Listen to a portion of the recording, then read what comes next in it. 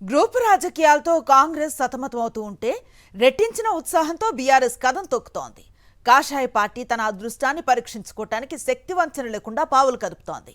Municipal ఎన్నికలకు ముందు కరీంనగర్ కార్పొరేషన్లో 3 ప్రధాన పార్టీలు తమదైన వ్యూహాలతో దూసుకుపోతున్నాయి. అయితే అధికారంలో ఉన్నా కూడా కాంగ్రెస్ పార్టీ నేతల్లో ఐక్యత లేమి హస్తం పార్టీకి శాపంగా పరిణమిస్తోంది. కరీంనగర్ మున్సిపల్ కార్పొరేషన్లో పాగా వేసేందుకు కాంగ్రెస్ బీజేపీలు విశ్వ ప్రయత్నాలు చేస్తుంటే బీఆర్ఎస్ మూడోసారి విజయం సాధించడం ఖాయమని ధీమాను వ్యక్తం చేస్తోంది. కరీంనగర్ మున్సిపల్ కార్పొరేషన్ ఎన్నికల్లో వరుసగా 3వ విజయం సాధించాలని ప్రధాన ప్రతిపక్షమైన భారత రాష్ట్ర సమితి పట్టుదలగా ఉంది. తాజాగా ఆ పార్టీ చేయించుకున్న సర్వేలో కార్పొరేషన్లో గులాబీ పార్టీకి ఎదురే లేదని తేలిందట. దాంతో బీఆర్ఎస్ నాయకత్వంలోనూ శ్రేణుల్లోనూ ఉత్సాహం ఉరకలేస్తోంది. మరోవైపు పాలకపక్షమైన కాంగ్రెస్ మాత్రం ఏటికి ఎదురెదుతున్నట్లే కనిపిస్తోంది. ఉమ్మడి కరీంనగర్ జిల్లాలోనే 3 మంత్రులున్నారు. దుద్దిల శ్రీధర్ బాబు, పొన్నం ప్రభాకర్, అడ్లూరి లక్ష్మణ్లు మంత్రులుగా ఉన్నారు.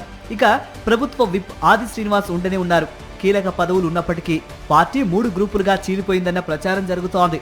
కరీంనగర్ డీసీసీ అధ్యక్షుడి గ్రూప్ 1, కరీంనగర్ నగర పార్టీ అధ్యక్షుడి గ్రూప్ 1, గతంలో ఎమ్మెల్సీగా పోటీ చేసిన నాయకుని గ్రూప్ 1గా కాంగ్రెస్ 3గా చీలిపోయింది. వేరు కుంపట్లు పెట్టుకుని పారాటీని చెరోవైపు లాగుతున్నారు వీళ్లు. ఈ నేపథ్యంలో కార్పొరేషన్ ఎన్నికల్లో పార్టీ అభ్యర్థుల విజయం అంత ఈజీ కాకపోవచ్చంటున్నారు రాజకీయ విశ్లేషకులు.